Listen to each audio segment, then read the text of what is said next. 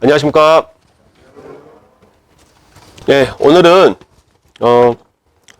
로마서 8장 28절에서 39절까지의 내용을 통해서 하나님의 의의 확실성이라는 주제를 함께 교제를 나누도록 하겠습니다.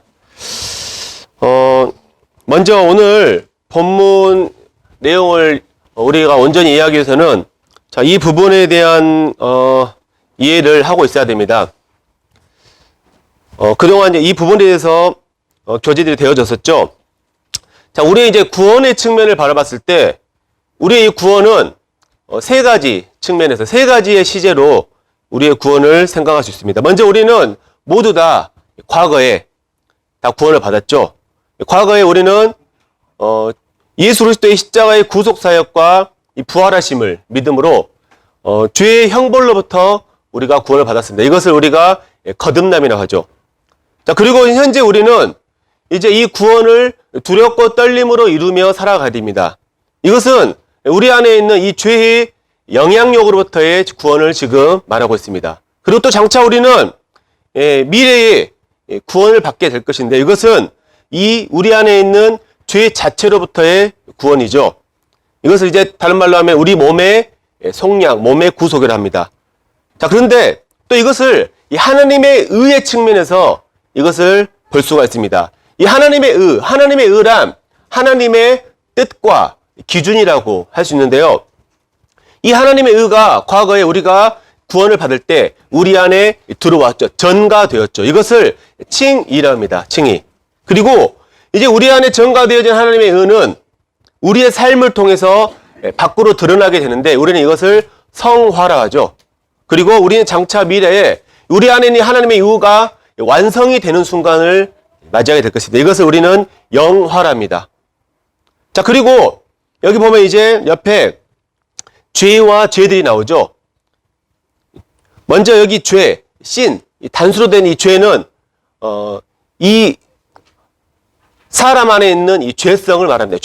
죄성을 말하고 이 죄들, 신스는 이 죄성으로부터 나오는 이 죄의 열매들을 말합니다. 그러니까 이 죄가 이 죄라는 나무라면은 이 죄들은 그 나무로부터 맺어진 열매들을 말하는데요. 자, 우리가 과거에 구원을 받았을 때 우리는 예수님께서는 이 죄들, 예수님의 십자가의 피로 이 죄들을 용서해 주셨습니다. 여기 있는 이 죄를 용서한 게 아니죠. 그리고 구원받은 성도에게 하나님께서 이렇게 선언하셨죠. 구원받은 성도는 이제 이 죄, 죄에 대해서 죽었고 하나님에 대해서 살아있는 사람이다. 이렇게 선언하셨잖아요. 그래서 이제 구원받은 성도는 살아가는 과정 가운데 이 안에 있는 죄성, 그러니까 하나님께서 우리를 바라보실 때는 이 죄에 대해서 죽은 자로 바라보시지만 우리들이 실제로 경험하는 것은 여전히 우리 안에 있는 이 죄가 살아서 역사하는데, 근데 우리가 이 죄로부터 이제 현재 이 승리한 이 성화의 삶을 살아가는 것은 바로 이 하나님의 말씀을 우리가 믿고 그렇게 여기고, 나는 이 죄에 대해서 내가 죽었지, 하나님에 대해서 살았지 하면서 우리 안에 있는 성령님의 인도하심에 순종하며 살아갈 때 이 죄의 영향력으로부터 승리할 수 있는 것이라고 우리는 성경은 말씀하고 있습니다. 그래서 하나님께서 이제 이 모든 것을 계획하시고 진행하시는데 이 하나님의 이 의가 얼마나 확실한 것인지를 이제 오늘 이 본문 말씀을 통해서 함께 읽고 또 교제하면서 이 하나님으로부터 주어지는 이 확신과 이 담대함이 우리들의 삶에 풍성하게 넘쳐났으면 좋겠습니다. 먼저 그래서 오늘 본문 말씀을 함께 제가 읽어드리겠습니다. 28절부터 39절입니다. 우리가 알거니와 하나님을 사랑하는 자, 곧 그의 뜻대로 부르심을 입은 자들에게는 모든 것이 합력하여 선을 이루느니라. 하나님이 미리 아신 자들을 또한 그 아들의 형상을 본받게 하기 위하여 미리 정하셨으니 이는 그로 많은 형제 중에서 맏아들이 되게 하려 하심이니라. 또 미리 정하신 그들을 또한 부르시고 부르신 그들을 또한 의롭다 하시고 의롭다 하신 그들을 또한 영화롭게 하셨느니라. 그런즉 이 일에 대하여 우리가 무슨 말을 하리요? 만일 하나님이 우리를 위하시면 누가 우리를 대적하리요? 자기 아들을 아끼지 아니하시고 우리 모든 사람을 위하여 내주신 이가 어찌 그 아들과 함께 모든 것을 우리에게 주시지 아니하겠느냐. 누가 능히 하나님께서 택하신 자들을 고발하리요. 의롭다 하시는 이는 하나님이시니 누가 정죄하리요. 죽으실 뿐만 아니라 다시 살아나신 이는 그리스도 예수시니 그는 하나님 우편에 계신 자요 우리를 위하여 간구하시는 자신이라. 누가 우리를 그리스도의 사랑에서 끊으리요. 환난이나 곤고나 박해나 기근이나 적신이나 위험이나 칼이랴. 기록된 바 우리가 종일 주를 위하여 죽임을 당하게 되며 도살당할 양같이 여김을 받았나이다 함과 같으니라. 그러나 이 모든 일에 우리를 사랑하시는 이로 말미암아 우리가 넉넉히 이기느니라. 내가 확신하노니 사망이나 생명이나 천사들이나 권세자들이나 현재일이나 장래일이나 능력이나 높음이나 깊음이나 다른 어떤 피조물이라도 우리를 우리 주 그리스도 예수 안에 있는 하나님의 사랑에서 끊을 수 없으리라. 자, 먼저 28절 말씀부터 살펴보시겠습니다. 다시 한번 읽어드리겠습니다. 우리가 알거니와 하나님을 사랑하는 자, 곧 그의 뜻대로 부르심을 입은 자들에게는 모든 것이 합력하여 선을 이루느니라. 자, 하나님께서 우리의 구원을 친히 이루어 가십니다. 하나님께서 이 하나님의 의를 친히 이루시기 위해서 한치의 오차도 없이 이 모든 일을 진행하시고 주관하십니다. 모든 것이 여기서 합력하여 선을 이룬다 할 때 이 선이라는 것은 뭐죠? 하나님의 계획 아래에 있는 것이죠. 그래서 우리 눈에 지금 안 좋아 보이는 일들, 이것들이 결국에는 다 괜찮아, 다 잘 될 거야, 이런 어떤 낙관, 이런 것이 아니라 하나님께서 우리의 삶에 친히 개입을 하셔가지고 우리 눈에 안 좋아 보이는 일까지 포함한 모든 것을 하나님께서 원하시는 최선의 결과로 이끄신다는 이 하나님의 주권에 대한 전폭적인 신뢰를 지금 이 말씀에서 말하고 있습니다. 그래서 우리들의 삶에는 때로는 재난, 사고, 질병, 또 궁핍, 슬픔, 어떤 온갖 종류의 힘든 일이 벌어지지만 이 하나님께서 이 모든 것들을 하나님의 그 선하신 목적을 이루는데 다 사용하신다는 것이죠. 그래서 우리는 지금 나에게 왜 이런 일이 일어났을까? 이거 당장은 이해하기 힘들지 모르겠지만 이것 또한 하나님께서 하나님 그분의 선한 목적을 위하여 사용하고 계심을 우리가 믿게 될 때 우리는 하나님에 대한 감사와 찬양을 올려드릴 수가 있는 것이죠. 자, 그래서 우리들은 현재 죄로 오염된 이 세상에서 탄식하며 고난을 겪고 살아가고 있습니다. 근데 이러한 고난들도 장차 이 영화의 순간에, 그 영화의 순간에 이기까지 이 하나님께서 친히 주관해 가시는 이 구원의 모든 과정 가운데 이 고난마저도 포함이 되었다는 사실을 깨닫게 될 때 우리는 무한한 감사와 찬양을 올려드릴 수밖에 없는 것이죠.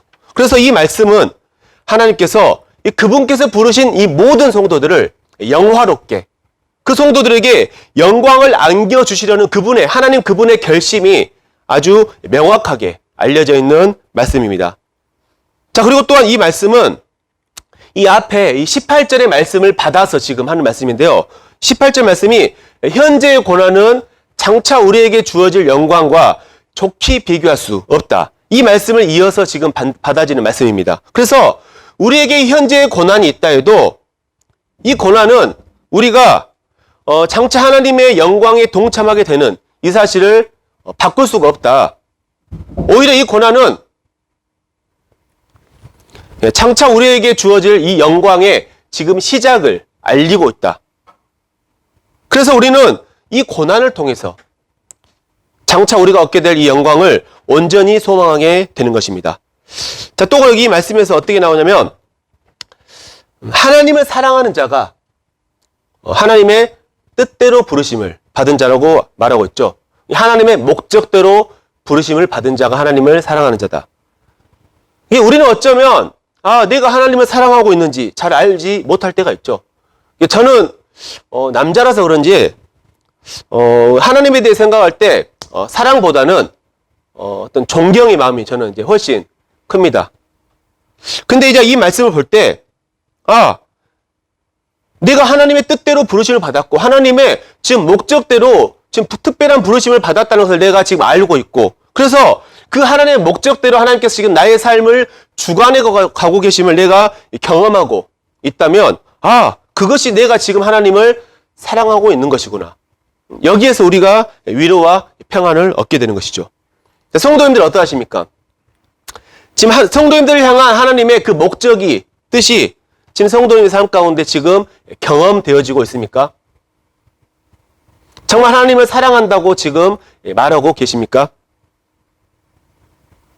자, 여기서 우리가 알거니와, 우리는 안다.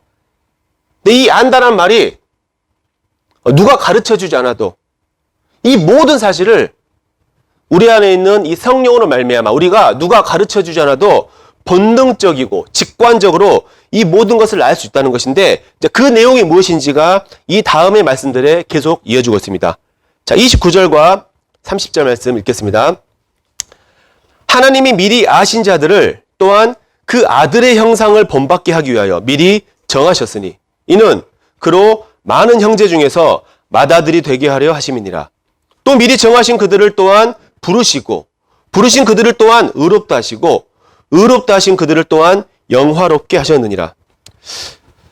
자, 이 하나님께서 계획하신 구원의 모든 과정을 지금 이 말씀에 설명하고 있는데요. 하나님께서 우리를 미리 아셨죠. 이것을 예지라고 하죠. 그리고 우리를 미리 정하셨습니다. 이것을 예정이랍니다. 그리고 우리를 부르신 것을 소명이라고 하고, 또 우리를 의롭다 하신 것을 칭이라고 하고, 우리를 영화롭게 하신 것을 우리는 영화라고 표현하고 있습니다. 근데 우리가 이제 이 것들을 이해하기 위해서 먼저 우리가 기초적으로 알아야 될 사실이 있죠. 바로 하나님께서는 이미 창세전부터 이미 누가 구원받을지를 알고 계셨고, 그리고 선택하시고 부르셨다는 것입니다. 근데 또한 이와 동시에 이 하나님의 선택과 동시에 또 사람은 자기가 가지고 있는 이 자유의지를 활용해서 하나님을 믿어야 될 책임이 있다는 것이죠. 그러니까 하나님의 주권적인 선택, 사람이 믿어야 될 책임이 이 두 가지가 동시에 이루어지는 것입니다. 그랬을 때 구원이 이루어진 것이죠. 이것은 사람의 어떤 지혜나 이성으로는 이해할 수 없는 하나님의 영역이기 때문에 이것은 우리가 비록 모순처럼 보일지 모르겠지만 우리는 이 사실을 이해하는 것이 아니라 믿어야 되죠. 그래서 이 양면의 진리를 우리가 기초로 알고 있는 상태에서 이제 이 부분을 이해해야 됩니다. 이 부분은 이 하나님의 주권, 우리의 구원을 친히 완성해 가신 하나님의 주권이 얼마나 확실한지 이것을 설명해 주는데요. 사람의 책임보다는 하나님의 주권에 지금 비중을 두고 있는 말씀입니다. 그래서 먼저 하나님의 미리 아심, 이 예지. 하나님께서는 우리가 이 세상에 태어나 어떤 무슨 행동을 하기 전부터 우리를 이미 다 알고 계셨습니다. 하나님께서는 이 수많은 사람들 중에서 우리들이 장차 구원받을지를 이미 아시고 우리를 그렇게 정하셨고 우리를 부르셨다는 것이죠. 구원의 주관자는 오직 처음부터 끝까지 하나님이십니다. 그래서 사람이 자신의 선행, 자신의 노력으로 이 구원에 단 0.1%라도 기여할 수 있다는 생각은 사실은 정말 무지한 생각이죠.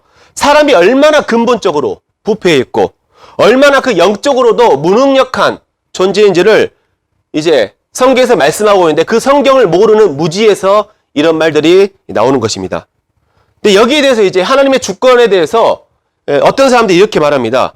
아니, 하나님께서 모든 주권을 다 행사하시면 그러면은 뭐 이미 믿고 천국 갈 사람과 믿지 않고 지옥 갈 사람 이미 다 정해놓은 거 아니냐.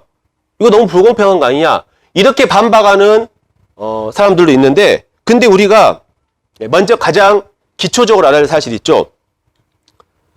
뭐냐면 모든 사람은 자기 스스로의 선택에 의해서 이미 영원한 지옥으로 하나님을 반역한 채 거절한 채 가고 있다는 것이죠. 그러니까 어떤 착하고 평범하게 살고 있는 사람들 중에서 하나님께서 너는 구원, 너는 지옥 이렇게 정하신 것이 아니라 애초부터 모든 사람은 하나님을 반역하고 거절했던 이 죄인들의 상태에 있는 것이 이 사실을 이해하는 기초가 된다는 것이죠.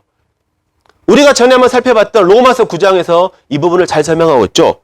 그러니까 하나님, 이스라엘 백성들, 이제 하나님 대신에 금송아지를 우상 숭배했던 이스라엘 백성이나 또 하나님을 완악하게 대적하고 있던 이 바오로나, 둘 다 하나님의 심판을 받아도 마땅한, 변명할 수 없는 죄인인데, 그 중에서 이 이스라엘은, 그 죄인들 중에서 이스라엘은 하나님의 긍휼을 알리실 도구로 선택하시고, 이 바로는 그냥 내버려 두심으로 하나님의 진노의 심판, 하나님의 공의를 나타낼 도구로 선택하시는 것은 지극히 당연한 하나님의 주권적인 선택이라는 것이죠. 마찬가지로 자기 스스로의 선택에 의해서 이 지옥으로 가고 있는 사람들을 하나님께서 굳이 그냥 내버려 두셔도 그 누구도 하나님을 비난할 수는 없다는 것이죠. 그런데 그러한 멸망의 길로 가고 있는 이 반역 죄인 중에서 하나님께서는 이제 누가 그 중에서 회개하고 하나님을 믿을지를 아시고 또 그들을 정하시고 부르신 것은 지극히 합당한 하나님의 주권인 것입니다. 그리고 또 이제 여기에 대해서 이렇게 말하는 사람도 있습니다. 아, 그러면 하나님의 미리 아심에 지금 들어가 있는 사람들은 지금이 어떻게 막 살아도 마음대로 살아도 결국에 천국에 가니까 그럼 우리는 복음을 전할 필요가 없네. 아니, 하나님의 주권적인 선택이 맞다면 우리가 왜 복음을 전해야 되지? 이렇게 말하는 사람도 있는데 사실은 그렇지 않죠. 이 사실은 오히려 우리들에게 복음을 전해야 될 필요성을 더 강력하게 알려주고 있습니다. 우리들은 모두 다 누가 하나님의 미리 아심에 들어있는 사람인지를 모르죠. 근데 하나님께서 우리에게 복음을 전할 사명을 맡기셨습니다. 그래서 우리가 이 하나님의 사명을 따라 이 복음을 열심히 전하는 중에 이제 믿고 구원받은 사람을 볼 때 우리가 어떻게 생각하죠? 아, 저 사람은 하나님께서 미리 아심 가운데 있었던 사람이구나. 마치 우리는 이 복음을 통해서 이 세상에 이제 뿌려져 있는 하나님의 그 보화를 우리들이 복음을 통해서 발견하고 건져내는 것이죠. 그리고 이것이 우리에게 상급으로 주어지는 것이죠. 자, 두 번째, 미리 정하심. 이제 하나님께서는 그분께서 미리 아신 자들을 이제 또한 정하셨는데 그 정하신 목적이 그리스도의 형상을 담도록 정하셨다는 것입니다. 이제 하나님께서 우리를 구원하신 목표가 여기에 있습니다. 예수 그리스도의 형상을 담도록 하는데 이 구원의 목표가 있죠. 이게 보통 어떤 구원은 이 지옥의 형벌을 벗어나서 단지 천국에 가는 것이다. 이렇게 생각할 수 있지만 이 말이 틀린 건 아니지만 더 궁극적인 목적. 하나님께서 우리를 구원하신 이 진정한 목적은 그 아들 예수 그리스도의 형상을 담도록 하는데 목적이 있다는 것이죠. 그렇다고 우리는 여기서 정말 확실한 사실을 우리는 하나 알 수 있습니다. 그래서 하나님께서 창세 전부터 미리 아시고 정하신 그 사람이 맞다면, 그래서 그 사람이 하나님의 정하심에 따라 구원을 받은 사람이 맞다면 반드시 그 사람의 삶 속에서 예수 그리스도의 형상이 나타날 수밖에 없다는 것이죠. 왜냐하면 이것은 하나님께서 그렇게 정하셨기 때문입니다. 하나님께서 말씀하신 것이기 때문에 반드시 그 아들의 형상이 드러날 수밖에 없다는 것이죠. 자식이 태어날 때 당연히 부모의 형상을 닮은 채로 태어나잖아요.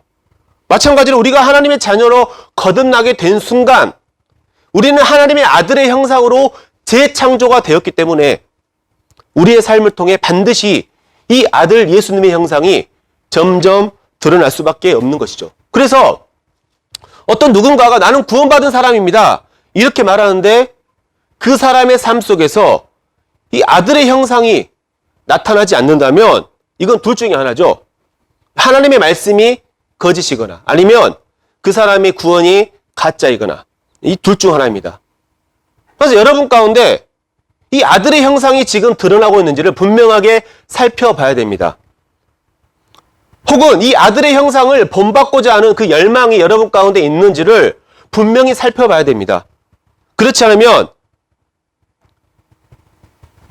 여러분 중에 누군가는 어쩌면 하나님께서 그냥 지옥에 가는 것을 그냥 내버려 두고 계시는 그런 사람 중에 한 명이 될 수도 있다는 것이죠. 구원받은 성도라면 그 사람을 통해서 드러나는 이 그리스도의 형상의 분량이 어떤 사람마다 크고 작고의 차이는 있겠지만 조금이라도 그분의 형상이 나타나지 않는다면 분명하게 스스로를 점검해 봐야 되는 것이죠. 자, 세 번째로 소명, 이 부르심. 이 부르심은 두 가지로 나눌 수 있습니다. 이 일반적인 부르심과 또 효력 있는 부르심, 이렇게 나눌 수가 있습니다.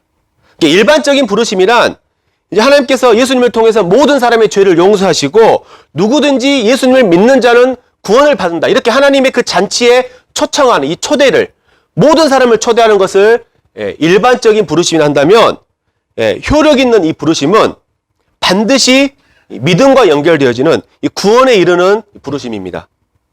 하나님께서는 예수님의 십자가를 통해서 세상 모든 사람들의 죄를 용서하시고 모든 사람들 다 부르셨죠. 이것이 일반적인 부르심인데, 여기서 하나님의 은혜로 말미암아 믿음으로 구원받은 사람에게 바로 효력 있는 부르심이 임하는 것이죠. 자, 또 이 부분을 다시 한번 또 강조드리지만, 하나님께서 이 부르심을 행사하실 때 그 대상이 어떤 하나님을 찾고 있는 사람 중에서 평범하게 잘 착하게 살고 있는 그런 사람 중에서 하나님께서 누구는 부르시고 누구는 안 부르시고 이것이 아니라, 하나님을 모든 사람이 반역하고 거절하고 죄 가운데 살면서 지옥으로 가고 있는 사람 중에서 하나님께서 그러한 죄인들 중에서 효력 있는 부르심을 이제 하나님께서 행사하신다는 것이죠. 그런 죄인들을, 이 반역 죄인들을 굳이 부르시지 않아도 하나님께 뭐라 할 수 있는 자격을 갖춘 존재는 아무도 없다는 것이죠. 그런데 그러한 자격 없는 죄인 중에서 바로 우리들이 하나님의 은혜로 믿고 이 효력 있는 부르심을 받는 은혜를 우리가 입은 것이죠. 그래서 우리들이 이 하나님의 이 부르심을 받은 것은 바로 창세 전에 이미 하나님의 그 마음속에 비밀스럽게 담겨져 있었던 것이죠. 그리고 그 하나님의 그 미리 아심과 정하심에 따라 우리 주 예수님께서 이제 이루어주신 이 십자가의 구속과 부활을 통해서 우리가 이 효력 있는 부르심을 얻게 됐죠. 그리고 성령 하나님께서는 우리 안에 내주하시면서 이 사실을 보증해주고 계십니다. 그러니까 이 구원은 아버지 하나님께서 계획하셨고 아들 하나님께서 실행하셨으며 성령 하나님께서 지금 보증하고 계시는 삼위일체 하나님의 최고의 작품이 바로 우리가 얻은 이 구원이라는 것입니다. 자, 네 번째, 자, 의롭다 하심, 칭의. 자, 이 단어는 법정 용어입니다. 법정 용어. 그러니까 거룩하신 재판장이신 하나님께서는 우리가 예수 그리스도를 믿을 때 우리의 모든 죄를 다 용서하시고 우리를 의롭다고 땅 이렇게 선언해 주셨습니다. 이 의롭다함은 우리들이 실제로 의로워서가 아니죠. 바로 예수 그리스도의 십자가의 구속을 근거로 바로 이 사실을 믿는 사람에게, 이 예수님께서 가지신 그 의를 우리 믿는 사람들에게 전가시켜 주심으로 우리가 얻게 된 의로움입니다. 그래서 우리는 이 그리스도의 의를 믿음을 통해 우리의 것으로 동일시 할 수 있게 되었죠. 그래서 이 의롭다 하심은 거룩하신 재판장이신 하나님께서 하신 선언이기 때문에 누구도 이 판결을 뒤집을 수가 없습니다. 또한 우리 성도들에게도 이걸 생각할 수 있죠. 우리들이 죄에 대한 자백을 했을 때 하나님께서 모든 불의에서 이 자백할 때 깨끗하게 하신다는 그 말씀을 하신 분도 하나님이시기 때문에 누구도 이 말씀을 대적할 수는 없는 것이죠. 그래서 우리는 이 놀라운 진리를 우리가 믿음으로 나아가게 될 때 우리에게 담대함과 온전함이 생기는 것이죠. 자, 그리고 이제 영화인데, 근데 이 지금 보면 이상한 게 느껴지지 않나요? 이 칭의와 영화 사이에 지금 뭐가 지금 빠져있죠? 자, 우리가 아까 말한 성화가 지금 빠져있죠? 근데 성화가 빠져있는 이유가 있습니다. 왜 빠져있냐면 이 칭의와 성화는 사실 하나이기 때문입니다. 이 성화는 칭의의 당연한 결과이죠. 왜냐하면 우리가 칭의, 이 구원을 받는 순간 이 하나님의 아들의 형상을 담는 이 성화는 이미 정해져 있기 때문입니다. 그래서 이 하나이라서 여기서 설명 안 했는데, 이 바울이 근데, 사도 바울이 이 로마서 6장에서 8장까지의 이 성화를 지금 설명하고 있잖아요. 근데 그 이유가 있어요. 왜냐하면 바울이 율법의 행위가 아닌 오직 믿음으로 말미암아 의로움을 얻는다는 이 칭의를, 복음을 전할 때 이 율법주의자들이 공격했어요. 너 그거 가짜 복음이다. 잘못됐다. 아니 믿음으로만 의로움을 받는다면 그러면 이제 우리는 모든 죄가 믿음으로 용서되기 때문에 마음대로 지어져야 된다는 것이냐? 지금 바울 네가 전하는 복음은 오히려 죄를 더 짓게 만드는 복음이다. 이렇게 공격했는데 바울이 로마서 6장에서 8장 사이에 이제 아니다. 그래서 굳이 여기서 칭의와 성화는 하나인데 성화를 따로 떼어놔서 이제 6장에서 8장 사이에 이 성화에 대해서 설명한 것이 바로 여기에 이유가 있습니다. 절대 이것은 죄를 조장한 게 아니다. 오히려 우리는 우리 안에 있는 성령으로 말미암아 정말 구원을 받았다면 우리는 이 죄의 영향력으로부터 승리하는 성화의 삶을 반드시 살 수밖에 없다. 이렇게 바울이 설명하고 있는데 사실은 칭의와 성화는 하나이기 때문에 여기서는 굳이 여기서 성화가 빠져 있는 것입니다. 이 부분을 이해하시고, 자, 영화. 하나님께서 우리를 장차 영화롭게 하실 것입니다. 주님께서 다시 오셔서 우리의 이 낮고 비천한 이 절망스러운 이 육신을 우리 주님의 영광스럽게, 우리 주님의 영광과 같이 영광스러운 몸으로 변화시켜주는 그 영화의 순간은 장차 미래에 일어날 일이죠. 우리 몸의 속량. 이제 장차 이것은 미래에 일어날 일이지만 하나님께서는 이미 미래를 다 알고 이 미래도 계신 분이죠. 그렇기 때문에 하나님께서 우리를 이미 영화롭다고 선언하셨습니다. 이제 하나님의 시야에서 봤을 때는 우리 구원받은 성도들은 이미 영화로운 존재가 되었다는 것이죠. 근데 우리가 실제적으로 영화롭게 되는 것은 미래에 일어날 일이지만 이 부분을 이해하고 계셔야 됩니다. 그래서 말씀에 이 영화의 날을 소망하는 사람들은 우리 주님의 깨끗하심과 같이 자신을 깨끗하게 한다고 성경은 말씀하고 있죠. 자, 그래서 이 부분을 이제 정리하자면요.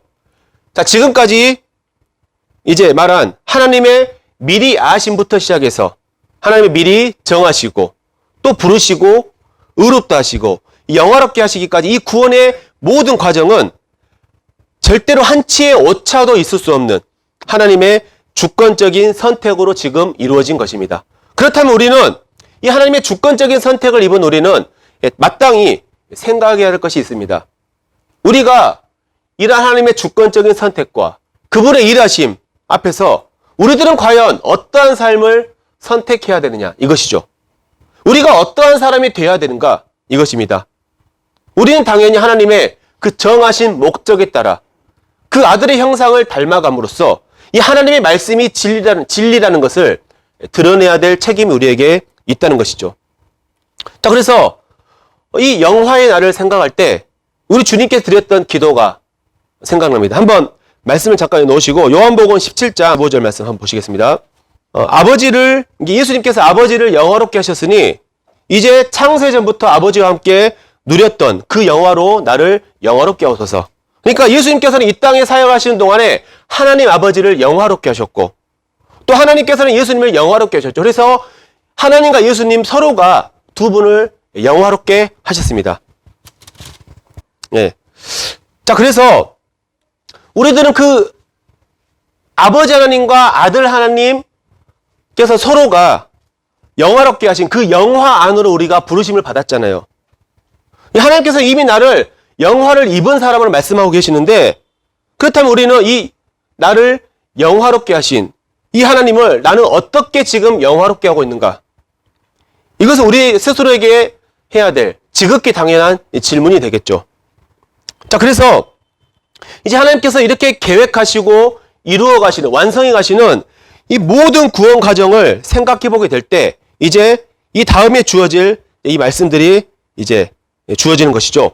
자, 31절과 32절 말씀 읽겠습니다. 다시 돈모 돌아가서요. 자, 그런즉 이 일에 대하여 우리가 무슨 말 하리요? 만일 하나님이 우리를 위하시면 누가 우리를 대적하리요? 자기 아들을 아끼지 아니하시고 우리 모든 사람을 위하여 내주신 이가 어찌 그 아들과 함께 모든 것을 우리에게 주시지 아니하겠느냐? 자, 우리는 이 말씀을 통해서 하나님께서 택하신 자들, 우리 성도들은 하나님께서 이루시는 이 구원에 대해서 우리는 확신을 갖게 됩니다. 하나님께서 미리 아신 자들을 정하시고 부르시고 의롭다 하시고 영화롭게 하는 이 구원의 모든 과정을 한치 오차도 없이 완벽하게 이루시는 이 하나님 앞에서 그 누가 무슨 말을 할 수 있겠습니까? 정말 우리같이 패역하고 부패한 근본적으로 본질상 진노의 자녀인 이 죄인을 그분의 아들을 내어주시기까지 무조건적으로 사랑하시고 우리를 위해 주시는 이 사실 앞에서 우리는 정말 무한한 감사와 또 감격을 느낄 수밖에 없는 것이죠. 그리고 우리가 이 사실을 믿음으로 살아갈 때 우리에게 담대함이 나오는 것이죠. 이 32절에서 하나님께서 우리에게 내어주신 그 아들이 어떤 분이시죠?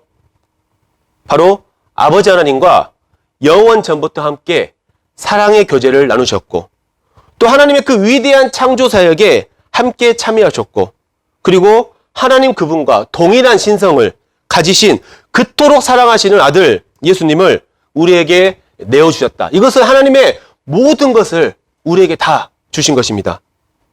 정말 놀랍지 않습니까?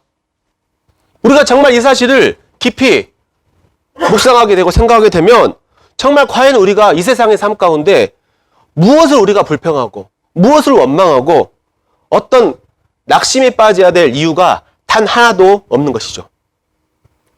자, 33절과 34절 보겠습니다. 누가 능히 하나님께서 택하신 자들을 고발하리요? 의롭다 하신 이는 하나님이시니 누가 정죄하리요? 죽으실 뿐 아니라 다시 살아나신 이는 그리스도 예수시니 그는 하나님 우편에 계신 자요 우리를 위하여 간구하시는 자신이라. 우리 성도들은 창세전에 하나님께서 선택하신 자들이죠.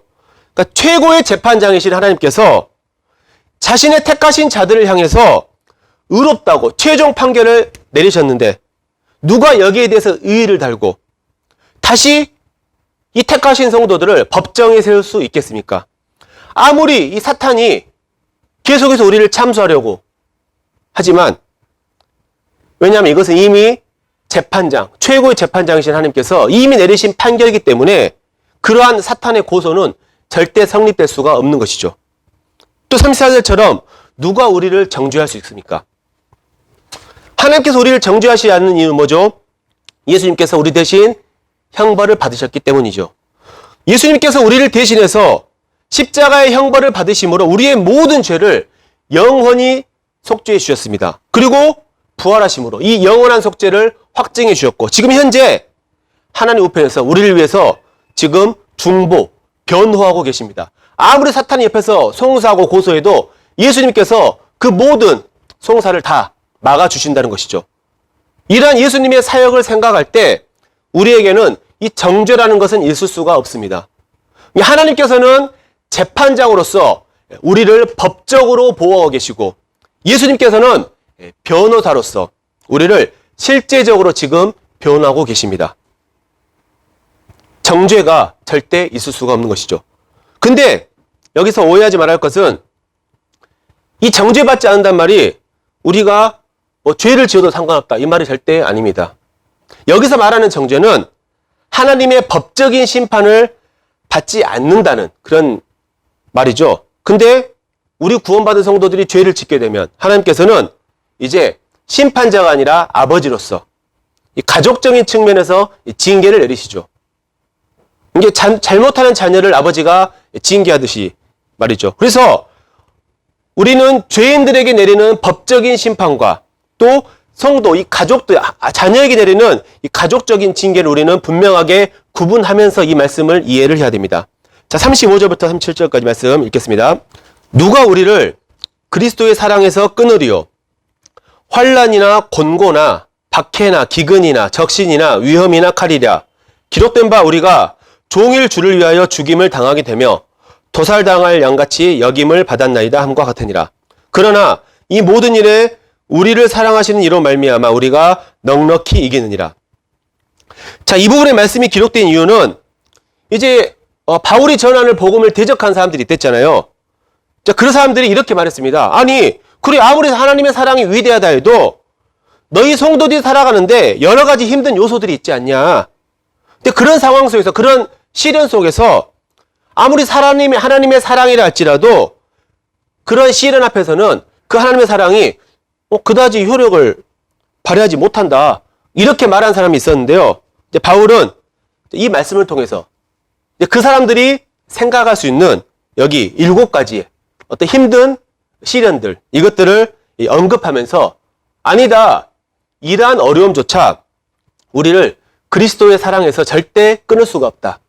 이것을 지금 말하고 있죠. 우리와 예수님과의 연합이 얼마나 강력한지를 지금 강조하고 있는 말씀입니다. 자, 우리는 믿음을 통해서 예수님과 연합되었죠. 그래서 예수님과 함께 죽었고 예수님과 함께 살아났으며 지금 현재 하늘에 앉힌 바 되었죠. 예수님과 함께. 예수님께서 이 교회의 머리가 되시고 우리 교회는 예수님의 몸이 됩니다. 그래서 우리는 예수님과 우리는 절대로 분리될 수 없는 한 몸의 관계에 있죠. 또한 주님께서 다시 오실 때 우리는 주님과 같은 영광스러운 몸으로 우리는 변화돼서 영원토록 주님과 함께 우리는 있을 것입니다. 근데 과연 어떤 것이 우리를 예수님과 갈라놓을 수가 있겠습니까? 첫 번째로 말한 환난이 그럴 수 있겠습니까? 우리 성도들이 세상에서 겪는 환난, 이것은 이 주와 복음을 위해 하나님의 영광을 위해 사는 성도라면 누구나 겪을 수밖에 없는 고난이죠. 주님께서는 이러한 환난을 통해서 이제 우리 자신을 신뢰하지 않고 오직 주님 한 분만을 신뢰하게 해주시죠. 그래서 환난은 인내를, 인내는 연단을, 연단은 소망을 이루게 한다는 하고 말씀하셨습니다. 그래서 이러한 환난마저도 우리를 예수님에게 갈라 놓을 수 없고 예수님께서 이 환난 가운데 우리의 참된 위로와 힘이 되어주시는 것입니다. 자, 그리고 곤고함. 자, 우리 그리스도인들이 이 세상에서 겪게 되는 어떤 정신적인 고통이나 또 외적인 고난을 말합니다. 또 박해. 주님께서 말씀하셨죠. 주님께서 이 세상에서 박해를 받으신 것처럼 주님의 이름을 위해 사는 사람들은 반드시 세상으로부터 박해를 받을 것이라고 말씀하셨습니다. 또 기근. 이 기근은 어떤 그 자연재해로 인한 기근보다는 어떤 경제적인 수단을 박탈당해서 겪게 되는 배고픔을 말합니다. 그러니까 초대교회 시대에는 이제 그리스도인들이 먼저 유대인 그리스도인들은 어땠죠? 이 유대교가 지배하는 그 사회로부터 출교를 당했죠. 또 이방인 그리스도인은 어땠죠?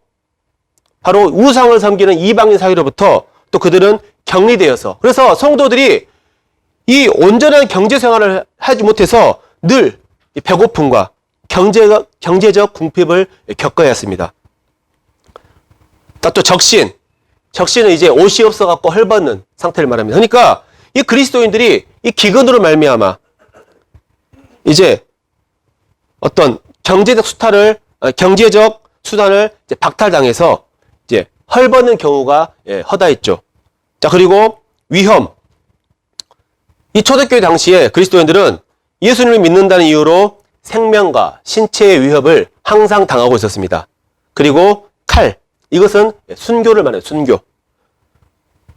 우리가 주님을 위해서 죽음을 당하더라도 이 죽음조차도 우리를 주님과 함께 갈라놓을 수가 없다는 것이죠. 자, 그래서 지금 여기서 이게 말한 7가지의 이 환난, 위험, 시련들은 이제 오늘날을 사는 우리들에게는 지금 거의 없는 것이죠. 근데 지금 우리는 이 믿음에 대한 시험이 거의 없는 시대에 지금 살아가고 있습니다. 근데 이거 어찌 보면 이것이 뭐 좋다고 생각할 수도 있겠지만은 한편으로는 저 사람이 성도인지 아닌지 좀 구분이 안 가는 사람들이 정말 많아졌죠.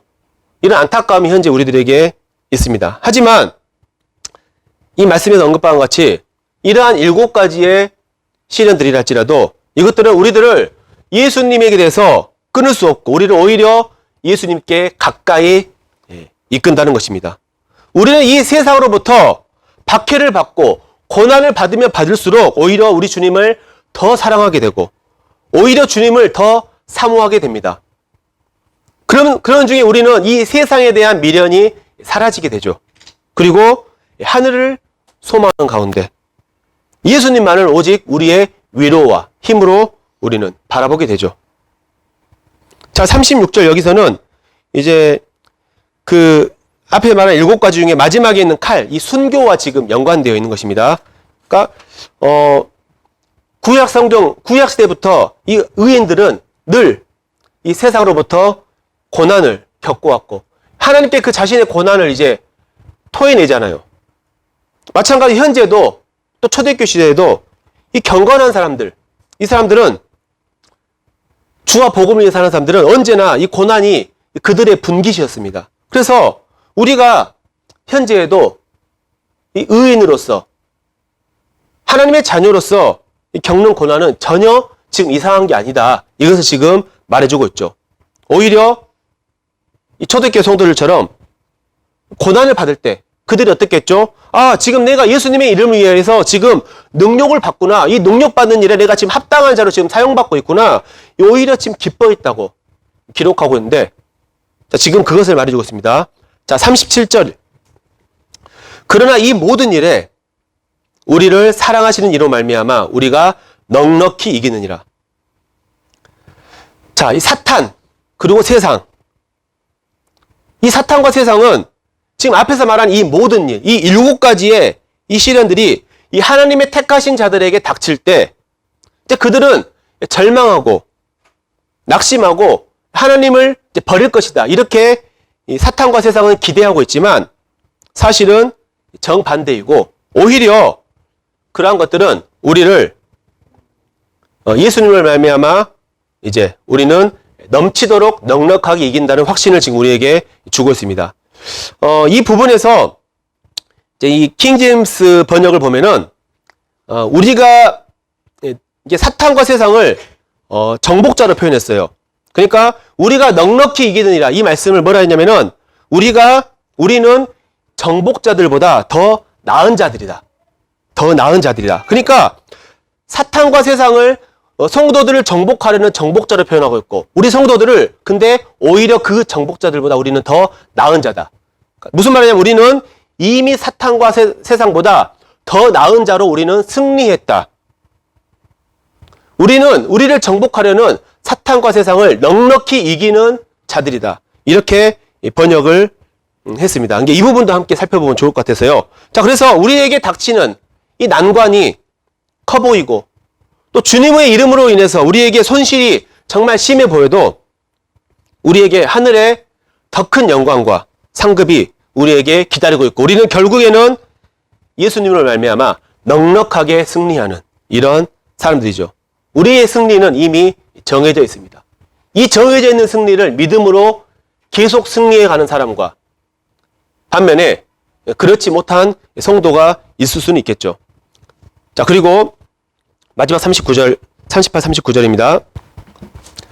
내가 확신하노니 사망이나 생명이나 천사들이나 권세자들이나 현재일이나 장래일이나 능력이나 높음이나 깊음이나 다른 어떤 피조물이라도 우리를 우리 주 그리스도 예수 안에 있는 하나님의 사랑에서 끊을 수 없으리라.